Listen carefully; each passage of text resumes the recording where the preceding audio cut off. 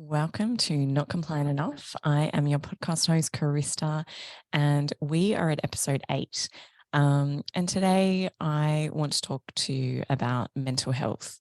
There was an article that came out, it must have been yesterday, and it talked about how Black Dog Institute, who is a research institute in Australia who does a lot of research into mental health, how they are going around to all sorts of different organizations, as well as working with small businesses and things like that to educate people on mental health. Now, I think that this is incredible. I've also done a couple of these mental health chats that Black Dog Institute do, and I've done that in the past. And while they are amazing, and I think that everyone needs to have some awareness around it, the thing that's missing is the context.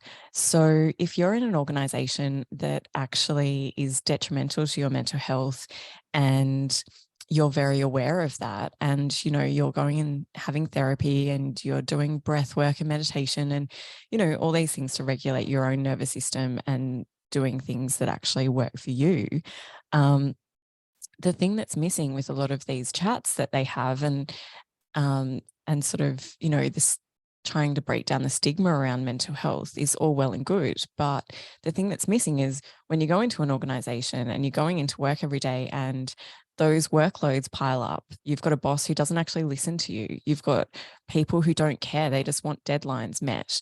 All those things is like a perfect storm of actually being really detrimental to your mental health. And I've personally been in that situation. I've known plenty of other people to be in very similar situations as well. And I think that the thing that we're really missing is having those really critical conversations.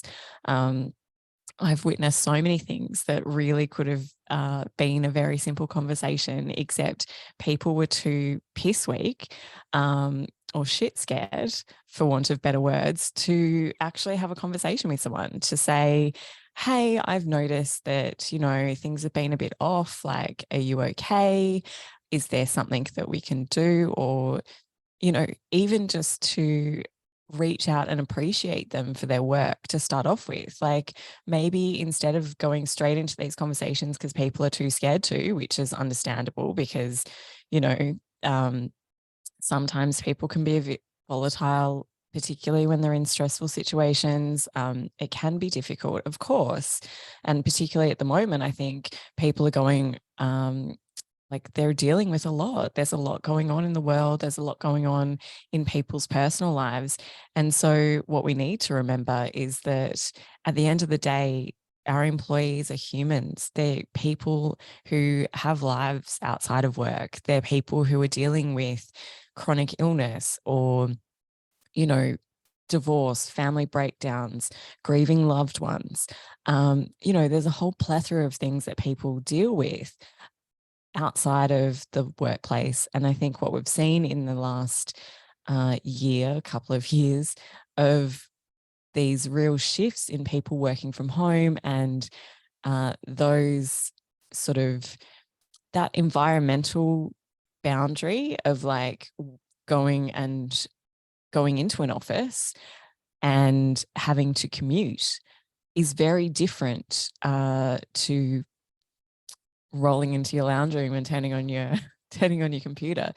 Uh, there was a bit more of a environmental like change. And what happened is when everyone started and was predominantly forced to work from home as much as possible, we noticed that those environments have kind of merged a lot more. And I think the ways of people being able to front up and cope and pretend like things have been fine really haven't worked. And we're seeing the breakdown of that so much more. There is huge amounts of absenteeism from stress. There's huge amounts of absenteeism from mental health issues. People feel disconnected. They don't feel like they're heard.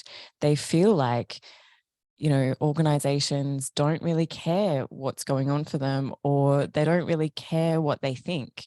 And we see that through, these these ridiculous fucking surveys. Like, I swear to God, if I had to fill out another survey for another fucking sense check of whatever, like, it's actually ridiculous. And the thing is, people either don't do them or they do them and know that there's nothing that's going to change out of it. Like, you can do those fucking surveys till the cows come home, but if there's not any meaningful action that's behind surveys and these sense checks of what's going on for people, then they're just meaningless. You may as well, you know, have another fucking morning tea and pretend like everything's fine instead of dealing with the undercurrents of culture issues.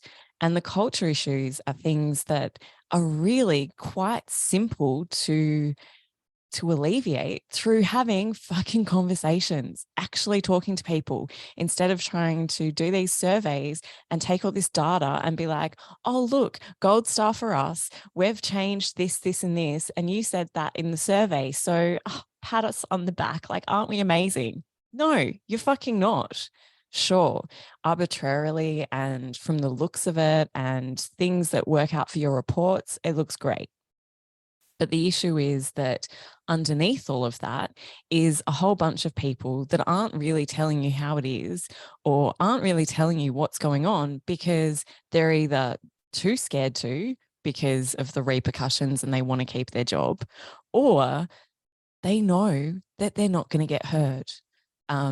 Actually, and the other thing is that when people do speak out, they get targeted, which I have personally experienced, and I know other people that have experienced that too, when they've called things out and they've, you know, questioned the integrity of processes or the nepotism of people being employed that didn't go through correct processes, particularly in a public service situation where those things are quite important and there's mechanisms in place to make sure that those things are upheld.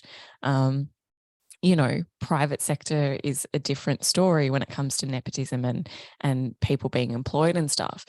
But for all this touting of a fair and, you know, a fair and transparent process, there's lots of things that, you know, get swept under the carpet. And all these little things that happen each and every day that people witness, that people experience, that people have to endure is what erodes all culture. It's what erodes people's sense of self, because when they're told that their work is crap, when they're told that, you know, oh, you didn't meet the deadline this week, like, you know, you're failing in so many words. When all of those things are happening over and over and over again, of course, people are in a state of being mentally unwell. Of course, they're walking into environments that are setting them up to fail time and time again. They're not actually conducive to helping people flourish, to helping people realize their full potential. And at the end of the day, if you're going to keep doing that, what is the point in employing people for their expertise when you're just going to diminish their self-worth, diminish their self-confidence, and not even listen to what they have to say? Like, what's the point in paying these people, you know, really good money for being experts in their field when you don't actually take their inputs and value them? And when people don't feel valued, of course, their mental health is not going to be okay. Of course, you know, their sense of self is being questioned, and their sense of like who they are and what they can do is diminished each and every day. So, you know, while all these mental health chats are really great, and I think that they're very needed, of course they are, what concerns me is that companies are doing these mental health chats instead of actually doing the hard work, instead of actually looking at, well, okay, we obviously have an issue. We've got lots of absenteeism. We've got lots of people stressed out. The workloads are untenable. Like, what is actually going on and where can we really meaningfully change things so that people aren't burning themselves out, so that people aren't like questioning who they are. Sorry, my phone was ringing and it's been crazy windy, so I just had to pause it there for a sec. But anyway, what I was saying is, at the end of the day, when they're having these discussions in terms of mental health chats, I think that they need to be like in context, and they also need to be done interchangeably with trying to make meaningful change. So I hope that's helped. Please reach out, listen, follow, subscribe. You can find me on Twitter. I'm on Instagram and LinkedIn, all the links in the bio. And I hope you have a great week. Thanks for listening.